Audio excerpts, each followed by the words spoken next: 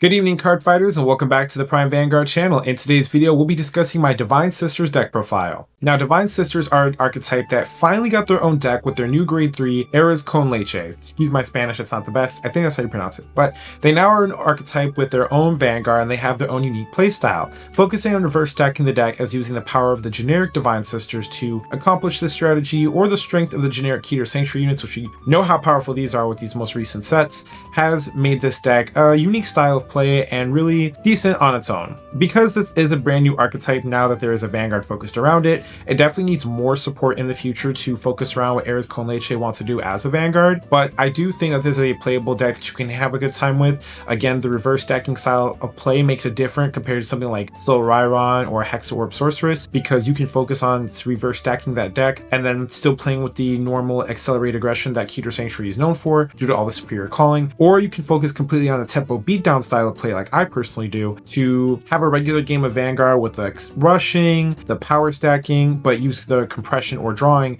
to help set up your deck every single turn to help hit more triggers. Now, with that being said, y'all already know how I am. We're just gonna hop right into it. So starting off with the ride line for Arrozconleche, I am playing the traditional ride line for this deck, which is going to be Tranquilla, Gatabask, and as well as the Persona target itself. There is no other ride line to go into for this deck. You cannot play Studios because Conleche's skill costs a Divine Sister for soul, pretty much to make sure that you don't have to do a bunch of wonky things or hope for certain pieces to get your deck going. It's better just to play Gatabask to help you get started. Your ride line lets you superior color grade 1 and then go up to your next grade without discarding a card but taking away a soul, which is fine because as long as you're not soul blasting out your Divine Sister pieces, you're good, to make sure that your Conleche on first turn is able to use her effect and target the strongest unit she can for full power. Now, moving on to grade 3s, obviously we're going to talk about the lovely lady who is the star of the show, 3 copies of Divine Sister Arrozconleche. Now, Arrozconleche brings that reverse stacking style or the original Oracle Think Tank style play back to Keter Sanctuary more than Oracle Think Tank does right now. Thanks to this deck, you are now able to take advantage of all the generic Divine Sisters that we currently have, and there's different ways you can build this deck that I've personally seen, but you can focus on reverse stacking, tempo beatdown, or hell, even a rush variation of this deck, or you can play pure Divine Sisters if you wanted to.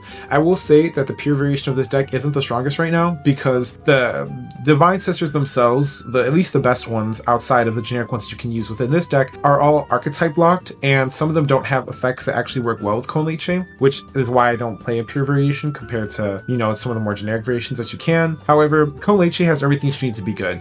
4 copies of Divine Sister Kanafa. Now, I glazed over it a little bit on Conleche, but Conleche's restand effect is very strong because when you target a unit who has Divine Sister in its name to be restood, that unit will get 5k power per its grade. Now, our grade 3 Divine Sister targets, and we have 2 to 3 off the top of my dome that we can target with, are Kanafa, Bugni, as well as Lepisto. Lepisto, I'll tell you now, is not in this deck, and I'll get to that later. Kanafa is your best target for this ability because she's able to put herself back into the soul on her own terms. Otherwise, you can use the effect of the Vanguard to give additional 5k power and give something else 5k power when she gets put into the soul via her own effect. Thanks to this, we're able to change our battle phase power depending on what triggers we get, as well as opponent's defensive triggers are, making her one of the best targets to be for our Vanguard's ability. Now, for my next card, I am playing 2 copies of Divine Sister Bugni. Bugni is interesting because in a lot of the Divine Sister lists I've seen, people either play her at 2 or they max her out at 4. I think that 2 is perfect because Bugni is a simplistic unit where when she's called out from deck, she gets 15k power.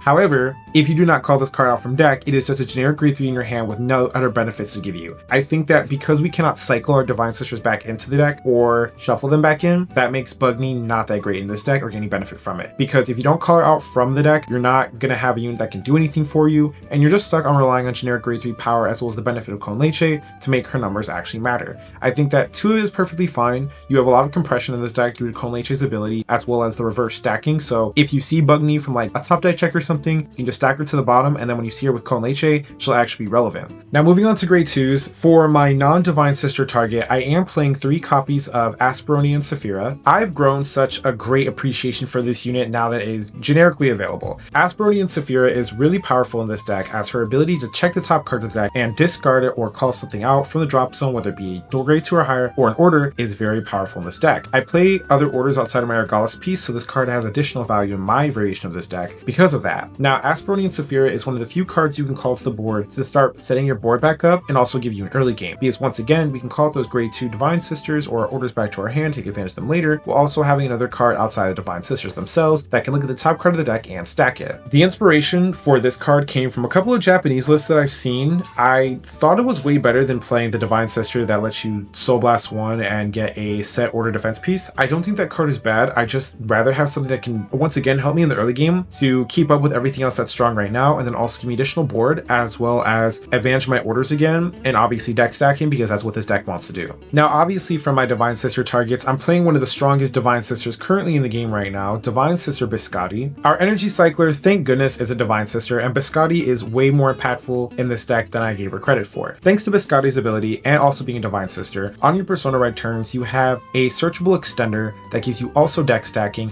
as well as the ability to keep breaking a board along with Choesive's effect. Her defensive skill and obviously her cycling effect is very powerful, and it's just something that everybody knows what it does. It's just better in this deck because since her ability gives you additional stacking, it plays more into the Choesive reverse stacking effect, which obviously matters more as the game goes on because you'll be putting more cards to the bottom of your deck. For Medics Grade 2, 4 copies of Divine Sister Lagum de Shot. While not a compression piece, she is another beater piece. Since Kanafa and Bugni are going to be our main targets for Choesive's effect anyway, and Kanafa can put herself into Soul, we will have Grade 3 in the Soul very soon. A Lagum de Shot will make good numbers, turn off your grade 2s in good numbers, and make your Persona Ride turns hit a lot harder than they normally would. Now moving on to grade 1s, I am playing 3 copies of Divine Sister Dacois. Now, Divine Sister Dacois is a Divine Sister that supports Soul Rairon, but her first effect is a generic one. Her ability states that on something is placed via a card ability, you may counterblast 1 to draw a card. Obviously, through Choesive's effects and some of the ability of our other Divine Sisters like Biscotti, we will be able to superior call units out to the rearguard circle and draw more cards. Drawing cards is still really impactful in this deck because since we are reverse stacking our triggers, depending on our matchup, we'll need to draw out the cards that are obviously not triggers and add them to our hand. She's also a Divine Sister, which makes her a searchable target, and having a grade 1 booster is, you know, nice at times, as well as the fact that she's a Divine Sister, so in the very odd situations that I ever would have to convert this card into attacker, thank goodness this never happened to me, I have a grade 1 target to go into. For my next grade 1, I am playing 4 copies of Sargauon. Now, Sargauon is one of the strongest, or if not the best grade 1 for Keter Sanctuary. Its stacking ability, as well as its power gain ability, and the fact that we do play orders means that this card is always live to us at all time periods. Sargauon gives us power, stacking, additional draw, just everything the card is known to do that's really good. 4 PGs and make one of these Elementaria. I just have it in my other decks. Now we moved on to our orders. Our Regallus piece for this deck is going to be Radiance Caliburn. Again, the additional draw as well as the resource management effect is really strong. Choesive as well as the other Divine Sisters obviously have cost to them, and we need to make sure that we can fund that. Also, this card is a grade 3, so it works out with Lagum de Shot as well, which means that the resource management effect can also turn on your rearguard's ability if it ever gets to that point to make everything work. For my next order, 2 copies of a Warrior's Rest. Now, this order is really strong in this deck because the numbers that your Divine Sisters get are very awkward due to all the reverse stacking and the fact that sometimes you might just miss out on triggers because you're putting them all to the bottom of the deck. A Warrior's Rest can help make up for that. A Warrior's Rest can help make up for that supplemental power that you're missing out, as well as give you additional draw. And because it's an order, this card obviously turns on Sargauon and helps your early game because it's a grade 2 order. So if you want to push hard in the early game, this is something that good to go into. The additional draw and the power that you get on the first attack or second attack, which is when your numbers get really high, makes it a very valuable order to go into. It also doesn't use up an energy that we don't really care about because the only energy we have is Biscotti, and that's if we have access to her at the time, which makes it a free order practically to play in this deck. Now for triggers, I've seen a couple of lists experiment. I just keep it nice and simple. I'm playing 4 normal criticals as well as 4 effect criticals. Because of all the reverse stacking, I can dictate on how many criticals I'm going to get on my 3rd to 5th turn, depending on if everything goes perfectly, and know what my drive checks are going to be, so I can guarantee what I need on my drive checks. So obviously hitting double crits is always going to be really strong, especially when your opponent no guards you, to make sure that you can hit as hard as you possibly can. I play 3 draw triggers. I've seen some decks do a 2-2 split, like 3 fronts, 2 draws. I personally am just playing draws again because I do focus on like the combining. I'm trying to do everything at once, like the reverse stacking, the tempo beatdown while still being aggressive in the early game. The drawing just helps me draw into the pieces that I need, whether it be Persona Ride for Conleche's turn 4 ability, or just be compressing the deck out for non-triggers. The draw triggers just are way better defensively speaking to have than they are the fronts in terms of aggression offense. And most of the times you're gonna be able to compress your deck for the grade 3 pieces like Kanafa or Bugny anyway to make sure that everything get going. And once Laguna Shot is active or you have the Order of Warriors Rest, power isn't really an issue as much as it was in my first 2 variations of the deck outside of what I play now. For my OT, I am playing the red OT. This seems to be the universally agreed upon overtrigger because of how Conleche works. It's how you can get 6 attacks or on your first turn like 5 attacks depending on your setup. It adds a card to your hand, helps compress, draws you additional card. It's a really strong OT to have in the deck, and it is better than the Keter one because it does, you are guaranteed to get a grade 3 all the time depending if you're playing your deck correctly, but the red OT just seems to be the universally agreed one, so I just went ahead and followed my mentality and played it. I think the Keter OT is good too because you're going to be swinging with most of your grade 3s, so you'll be adding a lot of cards to your hand, and with the amount of reverse stacking you do, it's a lot of compression, but the red OT is just better because the additional attack can really mean anything. And finally, for generic heal triggers. Now that is my take for Divine Sister Arrozconleche.